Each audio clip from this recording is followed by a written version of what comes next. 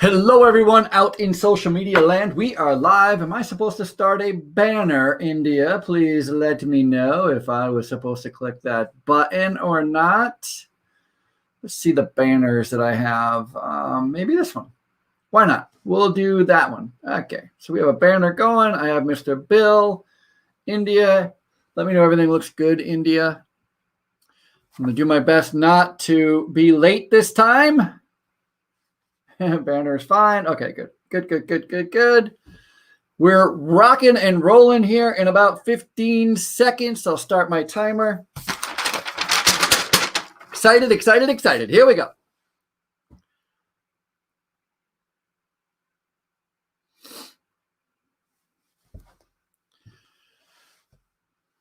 Hello, everyone. Welcome to the Ralph Peterson Radio program. I am your host, Ralph Peterson, and I am so excited to be here. It's going to be a fun day, a fun-filled day, talking all about management and operations and businesses and growth and trying to figure out how it is we get a little bit for ourselves. I have one of the greatest stories. Actually, let me get right into this story. You're going to love this story. This story is, here we go, from NPR. One of the greatest stories of 2020 to come out of 2020 is that there is an unexpected boom in startups. Now, this story goes back all the way to the beginning of the pandemic. And in fact, I think one of the greatest lines in this entire thing is they first talk about, in this article, they first talk about the number of businesses or unemployment claims that immediately sprung up. All these businesses went out of business. A bunch of people literally stopped applying for business licenses immediately at the beginning of the pandemic. And then here we go, quote, but then about 6 weeks into the pandemic, the numbers started rising. At first, they had to double check that the data they were seeing was even correct. And they were like, I'm going to quote and say, what is going on here? They could not believe that when you take a bunch of people out of the workforce and you send them home and you tell them the government is going to go ahead and send you some cheese and some used clothing for you to go through in the Civic Center down the street, which is where I got my clothes when I was a kid, which is the cheese I ate as a kid living on government programs. They thought everyone would just simply go home, put on Netflix, throw on their pajamas, and do nothing but wait for the good old government to tell them they can go back to work. And 6 weeks. 6 weeks. We had what they are calling a startup boom. And in fact, they call it, there's this economic term for it, which I think is just the greatest economic term for it. And it's called creative destruction. Come on, is there a better term than creative destruction? There's this economist who wrote a book about capitalism, 1943. This guy named Joseph Schumpeter, I think. Joseph Schumpeter wrote a book called Capitalism in 1943. And listen to what he wrote about. This is so telling. This isn't, and by the way, this isn't American spirit. I'm talking about the human spirit. All over the world, there are stories like this all over the world. It's not just an American phenomenon. All over the world, people were sent home, said, hey, go indoors, close your business. Government will take care of you. And people said, no, thanks. We'd rather take care of ourselves. Is there anything more beautiful than that? I don't think so. Anyway, so here this guy, Joseph Schumpeter, I think. In his book, Capitalism, 1943, he describes this process, this creative destruction. He calls it industrial mutation that incessantly revolutionizes the economic structure from within, incessantly destroying the old one, incessantly creating a new one. I mean, what he essentially is saying is that all businesses constantly are ebbing and flowing through industrial improvements. industrial, as tools are created, as new ideas are expanded upon, as new needs are determined, as new value propositions are created, businesses will continue to ebb and flow in one direction. And that direction is towards growth. It's a mutual growth because there is destruction with growth. You cannot have growth without the destruction. It is so fantastic. It totally reminds me of reading about all of those early industrial organizations that really had these large pain points where they were trying to figure out how to create these massive, intricate, large scale things like an automobile or anything like that. And they had to spend an awful lot of manpower and resources on just simply creating the space in order to create the thing. And by space, I mean tools, technologies, in order to create whatever it is they were trying to create. And it is in that creation of one thing so that they can do another is where they find all of these other opportunities for business, for growth, for value proposition. I mean, just 6 weeks. I just absolutely love that. 6 weeks after we're told, hey, the government's got you, everybody's on recess, go home. Everybody can just do nothing, hang out and do nothing. Oh, I love it. 6 weeks. And a far majority of people, both young, old, teenagers, middle age, the demographic doesn't even matter. Male, female, it doesn't matter what color, race, where you live in the world. A majority of people said, thank you, but I'd rather do it myself. I have an idea. I have a passion. I have a vision. I have some stuff laying around that I think if I turn this way or turn that way, I can create something. I mean, is there anything better? Listen, obviously I'm hosting a business radio program, so you can hear in my voice how passionate I am about it. But it should light at least a tiny spark under your tuchus to say, if you have an idea, if you've ever thought about doing something more with your life, if you thought about perhaps following down some type of a path where you can own and develop something on your own, my gosh, join the masses. You are not alone, my friend. Join the masses. There are so many of us out here who are day in, day out, pushing the envelope, deciding that we're going to go out on our own, that we do have a good product, we do have a good service, we do have a good value proposition to add to the market, and we're going out here and we're testing it and we're falling on our faces and we're getting back up and we're scraping off our knees and keep going and going and going and not relying on the mediocre, tiny little, this is embarrassing to tell you, but I'm going to tell you because I can't believe I was even considered. But I got a stimulus check. That's right. I got a stimulus check in the mail. Now, why I got a stimulus check in the mail? Because I'm a self-employed person. I didn't think people who are self-employed, I can't even get unemployment. I don't work for anybody. I'm self-employed. So I was like, why would they send me a check? It was for $7. $7. Now, could you imagine for 2 seconds if I had decided when I heard that there's stimulus checks coming that I said, you know what, I'm not going to keep working. I'm not going to, you know what, the government's going to give us a stimulus check. So I'm going to go ahead and stop making sales calls. I'm going to go ahead and stop pushing the envelope. I'm going to lay down and watch a little more Netflix. I couldn't even pay for 1 month subscription with this stimulus check of Netflix. I mean, it is ridiculous. If you are settling for what the government has given you, let me tell you, friends, man, are you worth more than that. You are worth so much more than that. If you are hanging around getting these, and I don't even care if you have 50 kids and you're maxing out whatever you can get off of government, you are worth 10 times that. You deserve 10 times that. The problem is you have to go get it. You can't wait for somebody. Nobody's going to, I'm preaching to the choir. I know. Hello, everyone. Welcome to the Ralph Peterson Radio program. 9 minutes in and I'm already on fire. This is how it goes. Today's show is brought to you. I am so proud to tell you that today's show is brought to you by the Standard Health and Rehab. The Standard Health and Rehab is the #1 training center for housekeeping management. If you are a housekeeping manager and you are interested in learning how to be better, learn more management tips, learn how to break down job routines, I'm going to tell you, the Standard Health and Rehab, go to the standardhealthandrehab.com.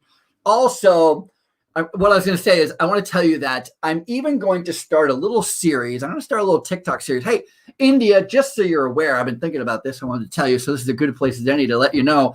I'm going to start a little TikTok video series on how to start your own housekeeping business.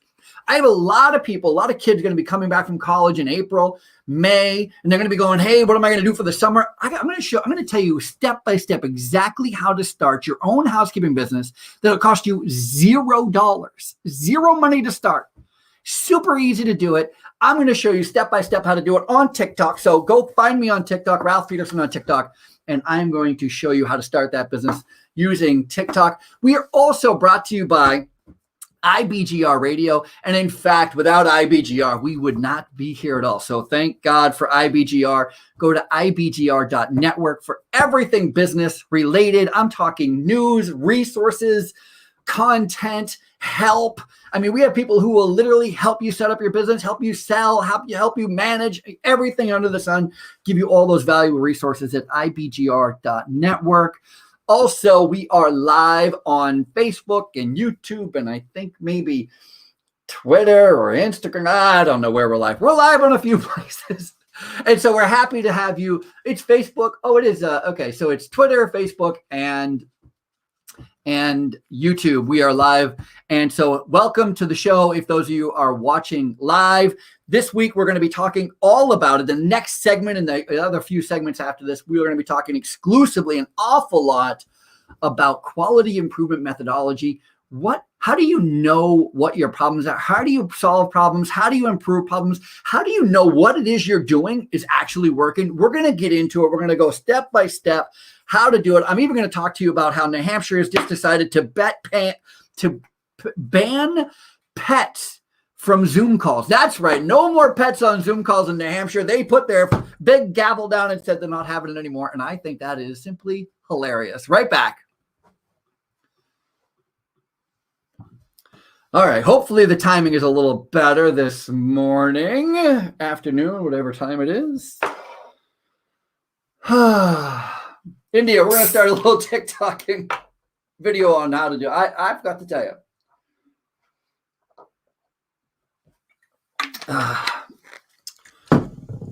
Okay. Timing is better. That is good. We look good up there, India. Everything's good. Okay.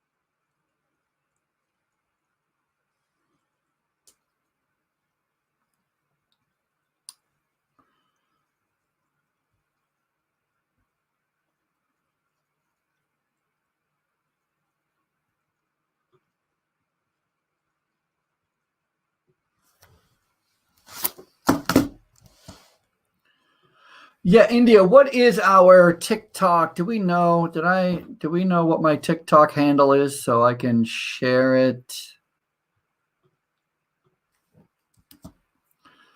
Or should I know that and you wouldn't know that? 217:30. Let me see if I can look it up real quick so I can share.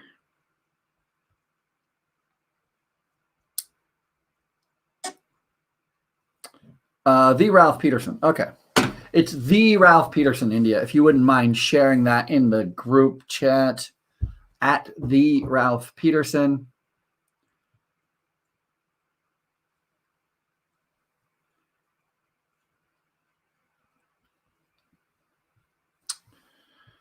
Okay. Here we go. I got it, Bill.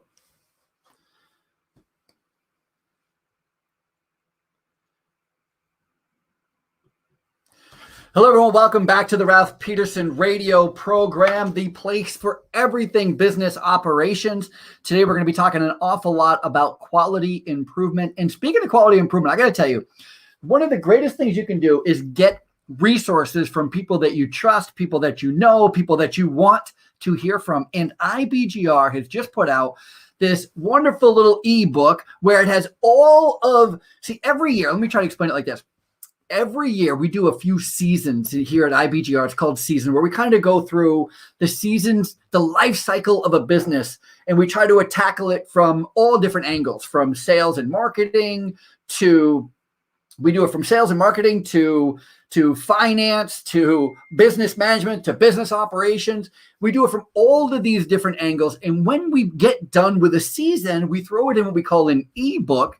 And right now, if you go to IBGR.network, IBGR.network, and you can go to the community of commerce, and there's an IBGR.shop. You can actually go to, there's a little store in there, and you can buy this book. It is $59.70, but it is free.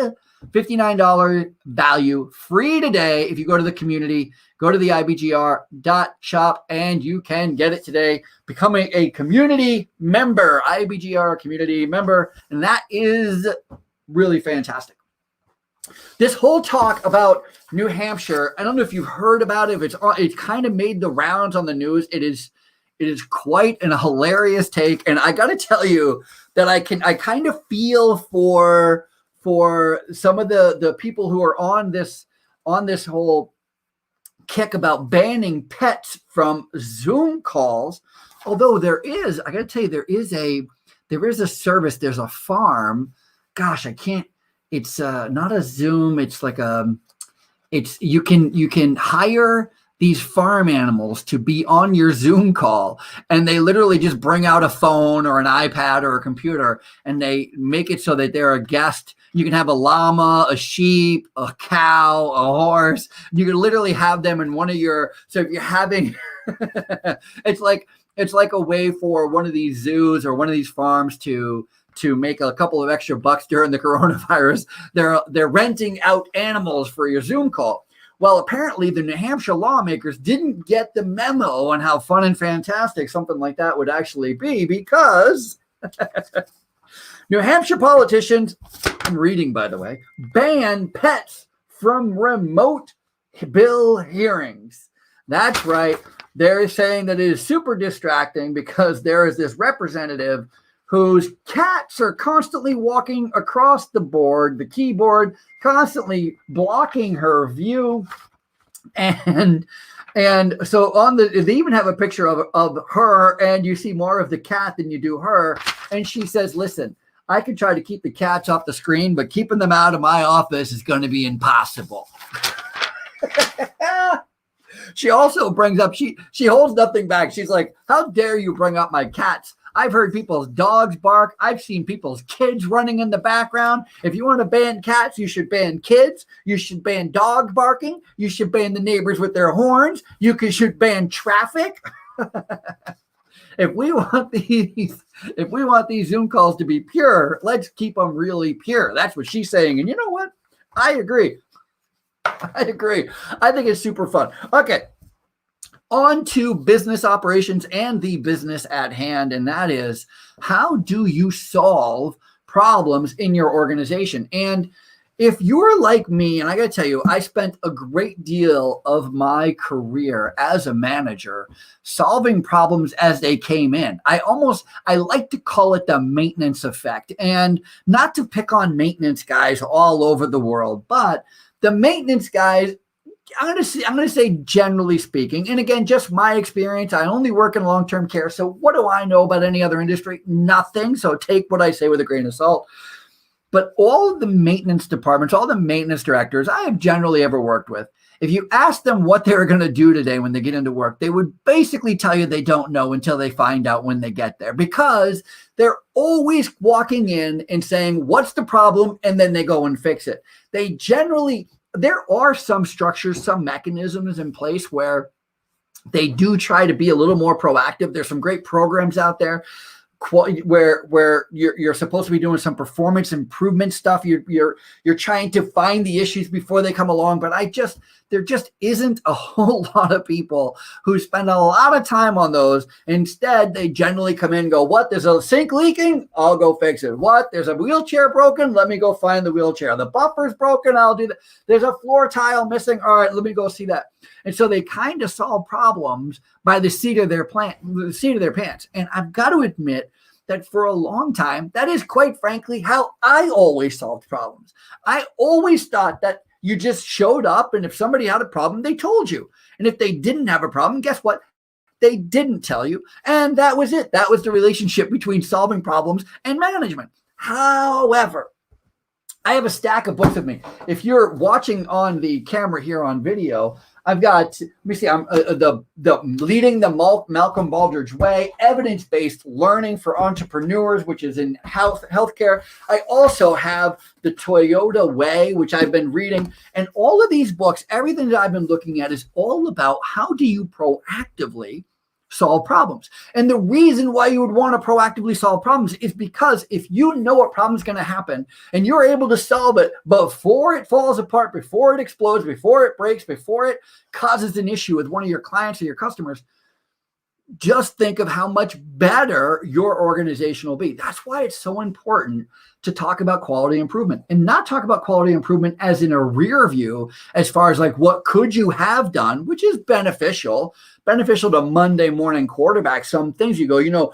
had we done this, maybe that would have happened. Had we done that? Oh, by the way, let me say a big shout out to Mr. Tom Brady and the whole team down there in Tampa Bay for their big win on Sunday's Super Bowl. Pretty fantastic. Being a New England Patriots fan, it was nice to see Tom Brady and Gronkowski, even though I will admit for a long time I said that they were dead to me, because as a New England Patriots fan, as a Boston fan of all Boston sports, once you leave our team, you're dead to us. We no longer even know you exist. I remember for a long time, I heard about this guy named Drew Bledsoe who was playing for the Buffalo Bills. And I was like, wow, that's so weird. Isn't that weird how two quarterbacks have the same last name? Because didn't we have somebody? Yeah, it's a joke, of course.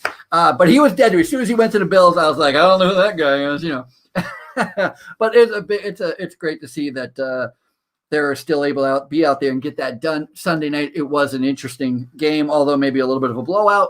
But Monday morning quarterbacking is what I'm talking about.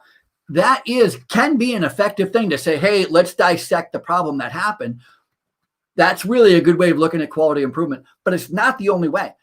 Imagine if in your organization, you are able to predict, even just surmise, guess, assume that something is going to go wrong in your supply chain. Something is going to go wrong in your delivery. Something is going to go wrong with your customer. Imagine being able to fix it before it goes wrong, just by simply having some type of problem-solving methodology that you already use in your organization to solve these problems. Now, there are a few of them that are pretty standard. Six Sigma is a pretty standard problem-solving methodology.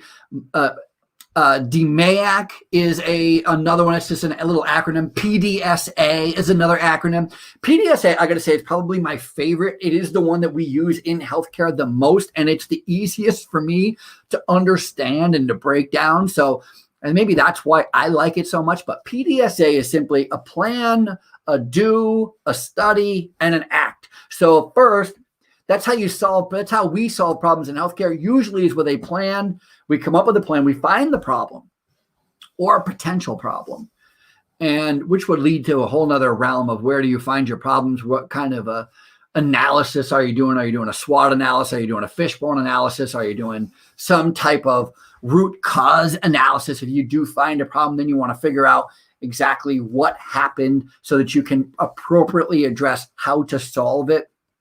I think I actually even talked about this a couple weeks ago because I was reading this book by Dan Eds, and he was talking about a leadership system. And the whole idea behind a leadership system is that you make a plan, you make a decision, you decide to do something, and then you communicate that decision, and then you follow up with that communication and that decision to find out where you are. That little feedback loop fits really well in the idea of this problem-solving methodology called PDSA, plan, do, study, act. So you make a plan, you have a problem, you make a plan to fix it, then you implement the plan, you do, and then you study the plan. You're like, hey, is it working?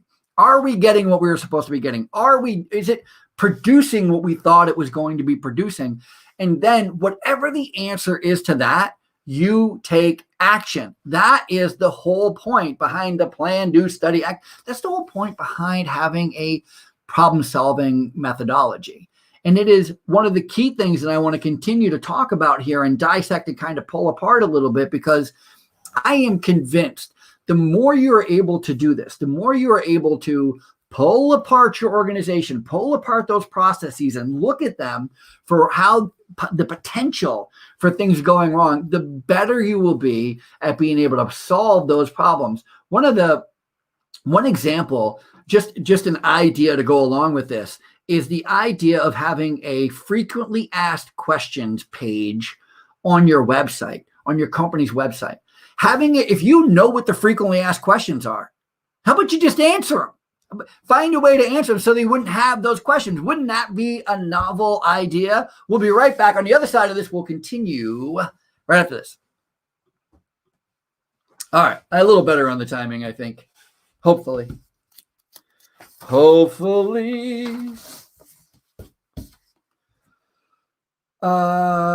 India, you had no idea I had one. How dare you?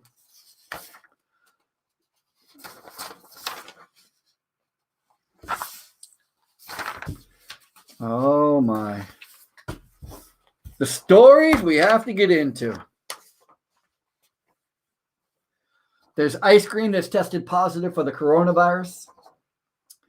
There is, let me see here.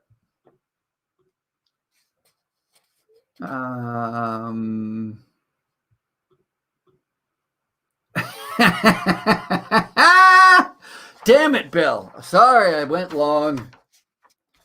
Let's see. There's coronavirus ice cream in China. There's digital payments. There's a mouse that licks. It coats itself with poison, meaning it has a little poisonous breath. There's a man who has been hiding in the Chicago airport for 3 months. There's this North Korean who jumped over the fence.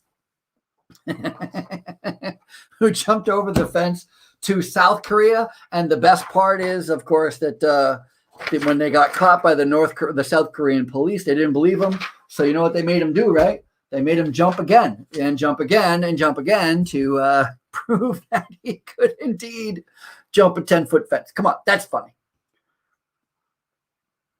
I don't care who you are. That's funny.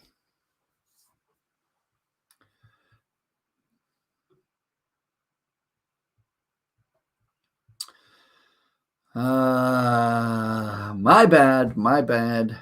All right. 132:30.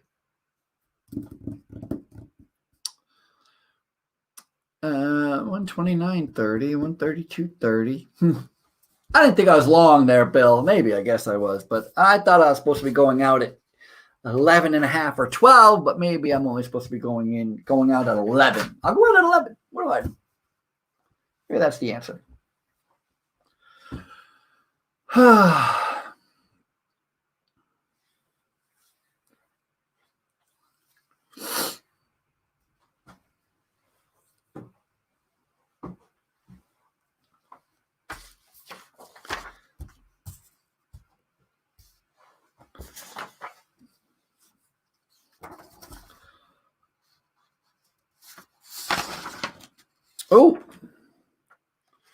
Oh, these are great stories for the conversation we're having right now. Okay, here we go. 30 seconds.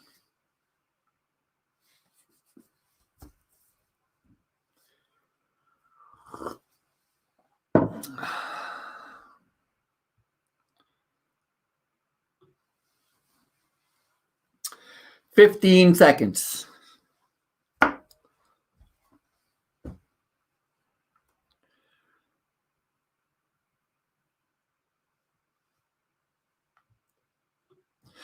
Hello, everyone. Welcome back to the Ralph Peterson radio program. I am still your lovable host, Ralph Peterson, of course. And there's a couple of things that when we're talking about quality improvement, a couple of things to hit on. And there are just some really great concepts, great ideas for businesses who look down the road and try to solve problems. And they're trying to see some kind of movement. And the first is, there's a new story out that says 82% of small business owners are ready to take digital payments.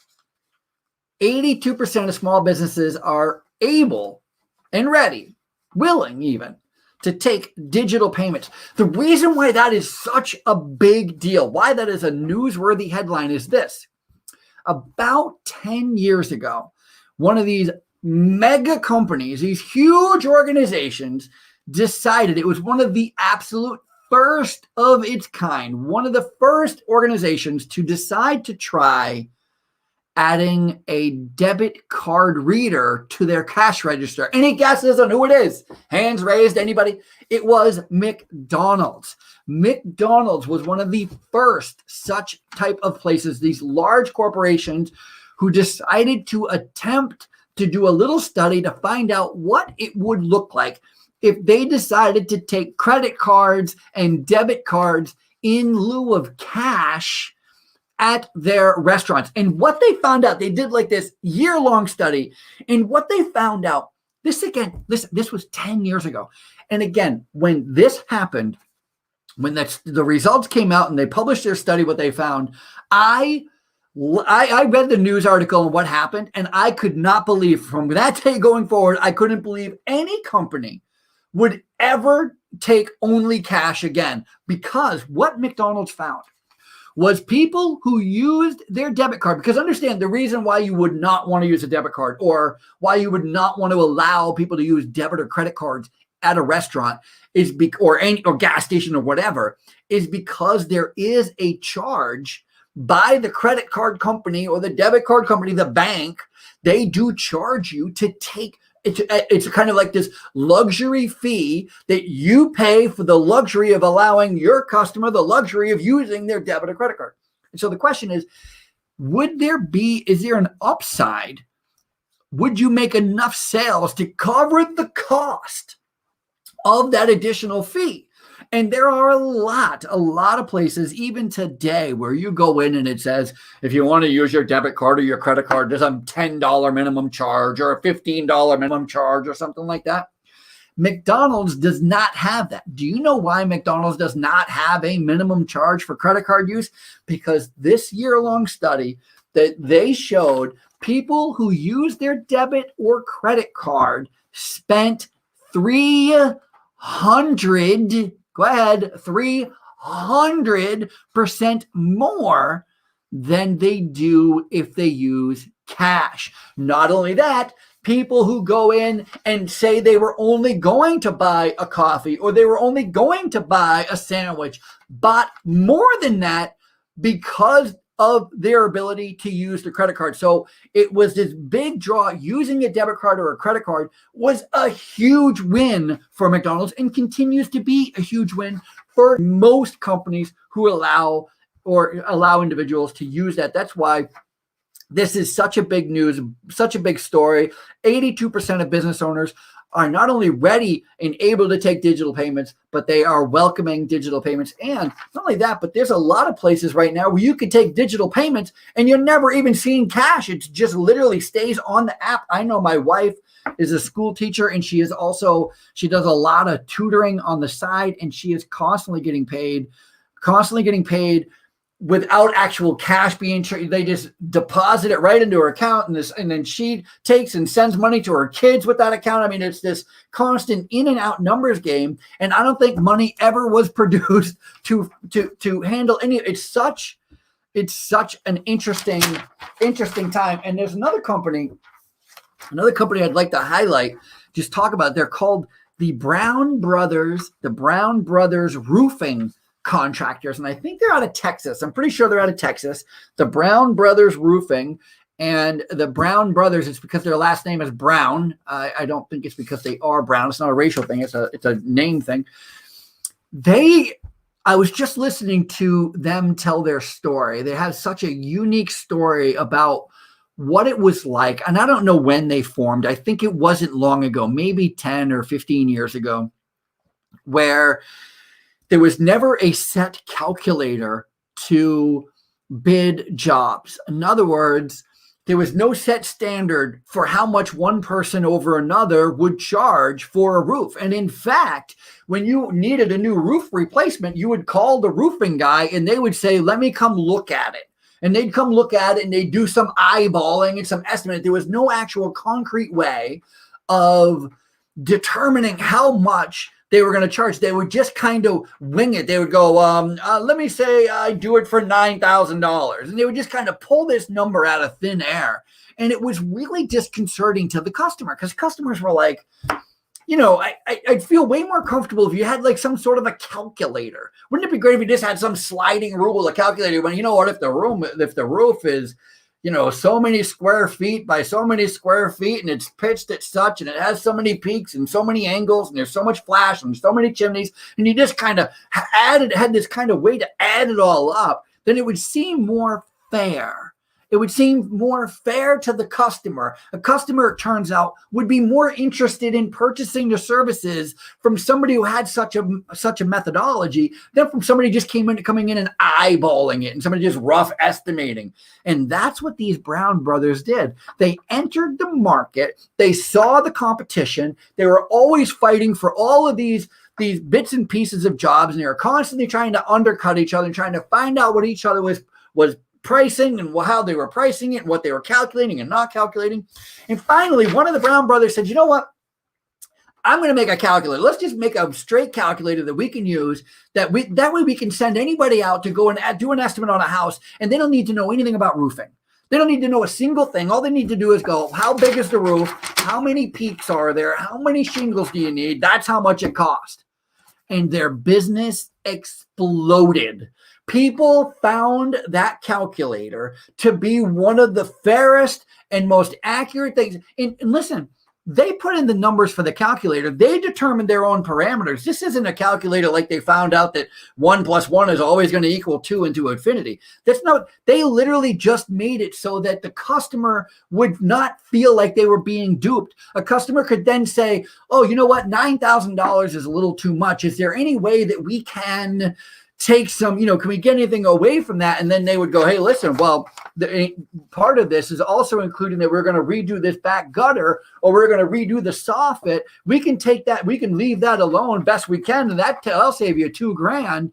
And all of a sudden, see, it becomes like a scientific question instead of just a theoretical guess to see how much money we can get out of the potential customer.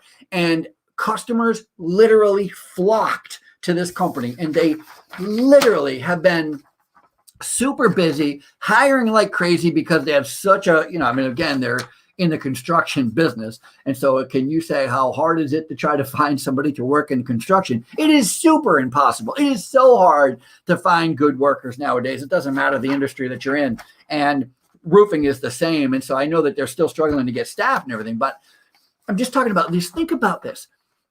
They entered the market with a problem-solving methodology. They went into the market. They said, this is the problem that we're having. Not only are we having this problem with trying to figure out how best to even bid on these jobs, but also the customer doesn't feel good about the way we're bidding on it. Everybody thinks we're duping them. And so isn't that a great game? The what if game? I saw a speaker. Gosh, I can't remember his name. I wish I could remember his name because I got to give him props. Speaker, I think he's out of Las Vegas, and he plays guitar and he does all these parody songs, and he's really, really entertaining and fun. But he has his whole keynote speech is all about that question of what if? What if you could just, what if you did this? What if you created this roofing calculator? What if? What if you went out on your own? What if you decided to start your own business? What if you quit your job? What if you lost your job? What if you lost your job? Seriously, what if you lost your job? Then what are you going to do, right? So the what if, it can be positive, it can be negative, but the answers can be endless. What if? And this brings me to this idea, taking this idea of a set pricing way to do things.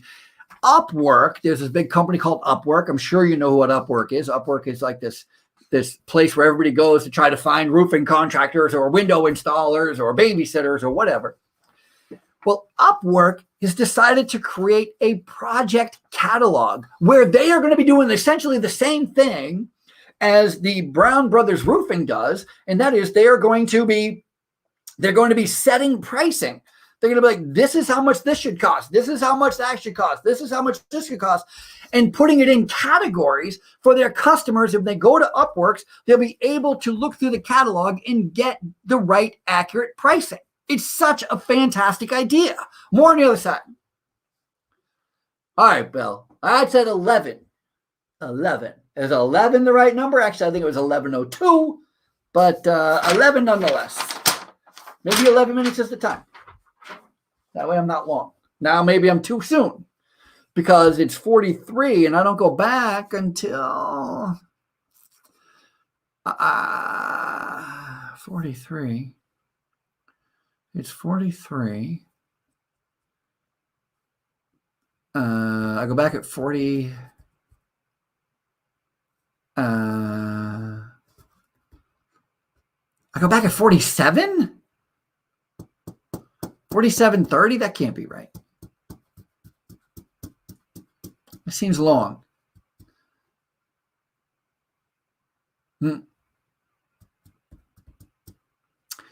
Yeah, because I thought I was supposed to go to 45. I went to 43 because I went 11 minutes. I don't know, Bill. I don't know.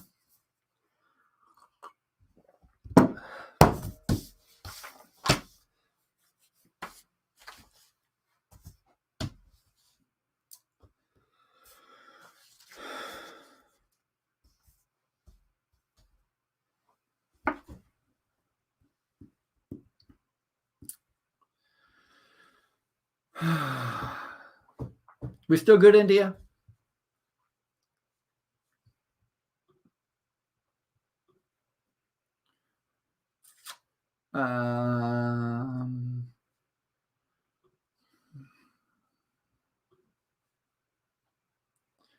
Okay. Well, while we're waiting for the time to start again, since I'm not going to go back on to 47 and a half. Let's see. Let's play a little. Look at this guy. Isn't he cute? This little thing is called a African crested rat. The African crested rat. This rat has a poisonous lick. It licks deadly toxins onto its own fur. Animals are crazy. these real scientists now say they are unexpectedly affectionate. So, A, they are poisonous. So if a dog tried to attack them, the dog would get sick and die. Holy moly. And people have known that for a long time. What they did not know is how, these are big too. They're about the size of a small skunk. Very fuzzy. Stay away from these things. But they're saying they're super friendly. They're very cuddly animals with other rats. So all the other rats enjoy just hanging out with them. So that's the question. How come if you get poison on you, you lick poison onto your fur and you can kill a dog, but if a dog touches you, but if another rat touches you, they don't get hurt? I don't know. I guess you're immune if your tongue is full of the poison. I guess you can have no problem with the poison. All right, here we go. Last segment of the day.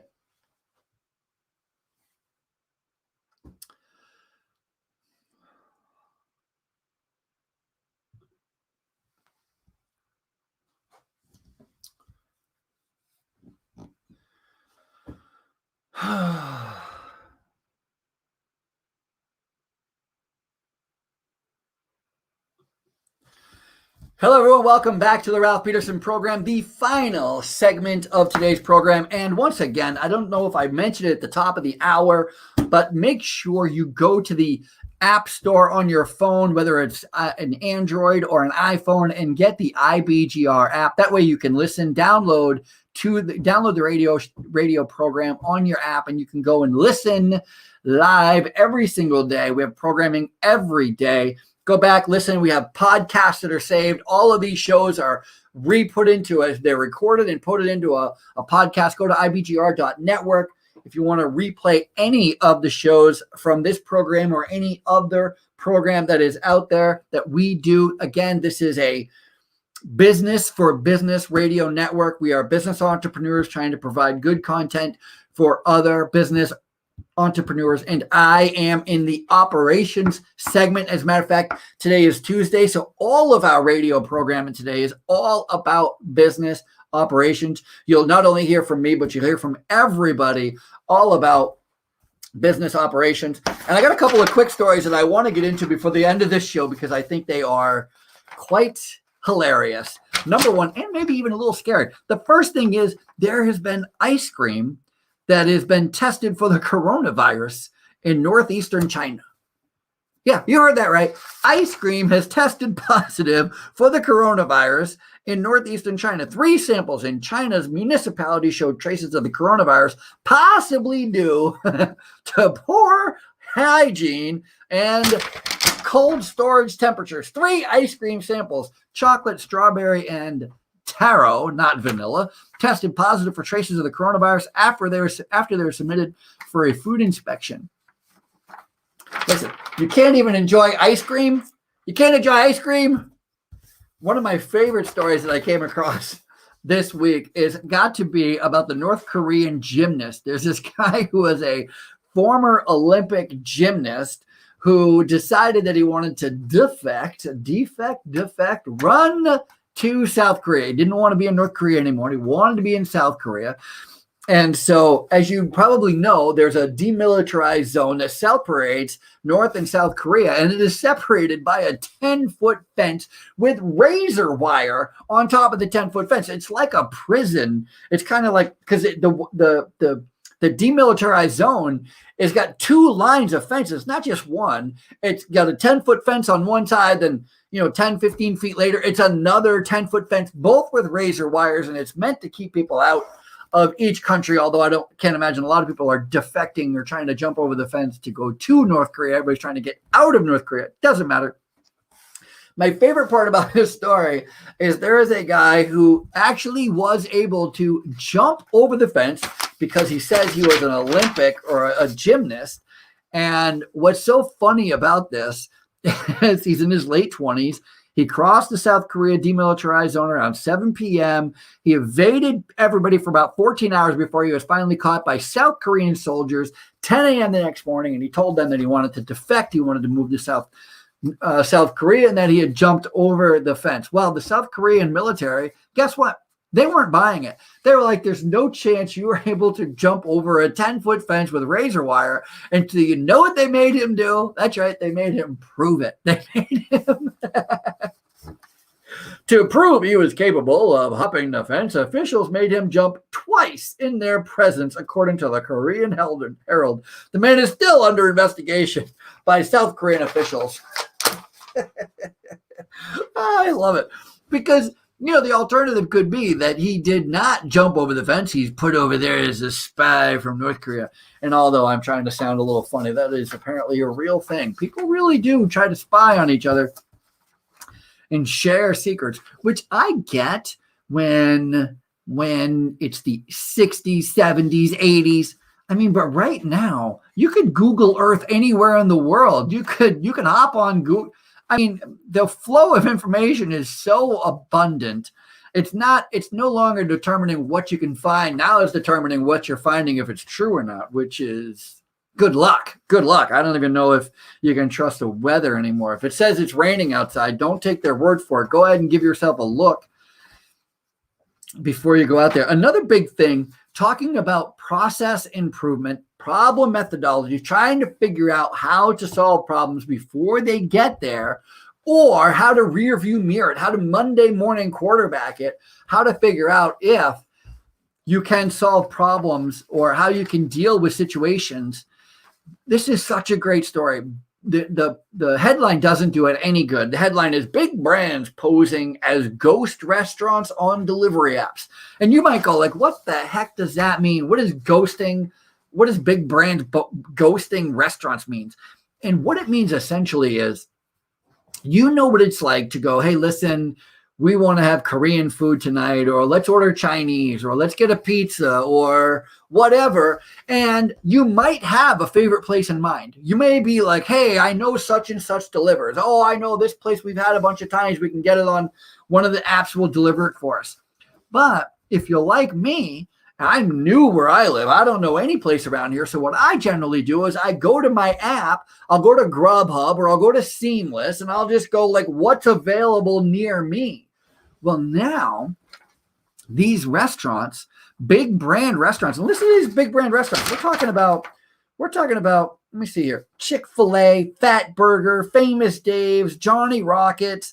These are big high name restaurants are creating fake restaurant names, listen to me, fake restaurant names in your area, and they are using them to deliver you food. So if you see something that's like, there's a cheeseburger hut. Like, I've never heard of a cheeseburger hut. That sounds pretty good. And they got some great pictures of cheeseburgers, and they give tater tots, which is of course my favorite thing in the entire world. And they're like, oh, and it's right down the street, 20-minute delivery time, no delivery fee, all this. And you're like, heck yeah. What you don't know is that is actually a Johnny Rockets burger joint. And they've rented a kitchen from a restaurant that is closed due to the coronavirus.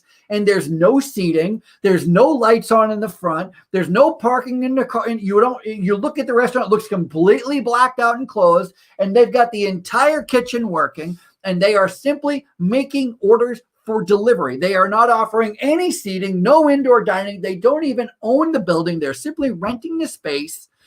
And they are literally being able to continue to provide their food their way under a different brand name, ghosting restaurant title. It's such an interesting idea. Earlier this year, or last year, I came out with my fourth book. Thank you very much. It is called The Good Manager. Being Great is Overrated. And we had a little book launch party here at our house, and my wife invited a lot of her friends, and a lot of our neighbors came. And one of her friends is a really great baker. And so my wife had her make all of these treats for the book launch party, which was really fantastic. And she was talking about how great it would be to open her own store and to have all these deliveries made, but it's so expensive and trying to build your own industrial kitchen and all that. I got to tell you, I read this article and I was like, man, maybe now is the time for her. Maybe she doesn't have to own her own kitchen. Maybe she doesn't have to build anything.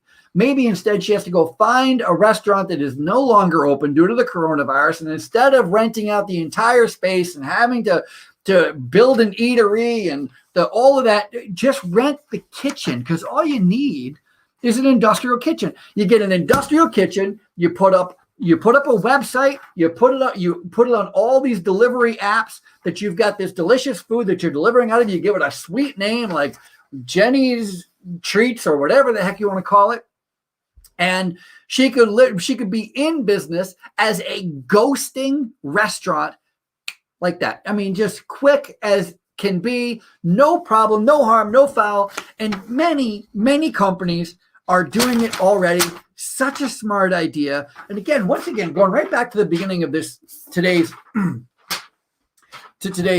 radio program, how I started this program about how it took 6 weeks for the number of people to decide to try their hand at their own business. 6 weeks after the entire world shut down. 6 weeks after everybody was told to go home and to pack it up and rely on their respective government to take care of them. 6 weeks before people are like, no, we're going to do it ourselves. And this ghosting idea in these restaurants is a great representation of the spirit of the human being who decides that, you know what, I can do better, I can do more, I can do it faster, better, cheaper. I can figure out a way. You close my restaurant, but my kitchen can still be open. Fine. Then I'm going to start making all kinds of food out of that kitchen. You know what? Why not create, if you've got a good kitchen, you've got some good staff, some good cooks, why not create different lines? All of a sudden, you can have 2, 3, 4 different brands under that one kitchen. You could have 4 different offerings, 4 different restaurant titles, 4 different entire menus for different people under the same organization, under this one kitchen, and nobody would know anything. You'd be busy, you'd be making money, ghosting kitchens. It's such a great, interesting idea. That's it for me here. Thank you, everyone, for watching, for listening, for participating in the Ralph Peterson radio program. If you have any needs at all, go to ralphpeterson.com. And, of course, visit our sponsor, thestandardhealthandrehab.com, if you are a housekeeping manager. Go get some. All right, that's it for me. That is it for me. That is it for me. I have a webinar to do. Thanks for your help, Bill. Thank you for your help, India. Thank you for watching.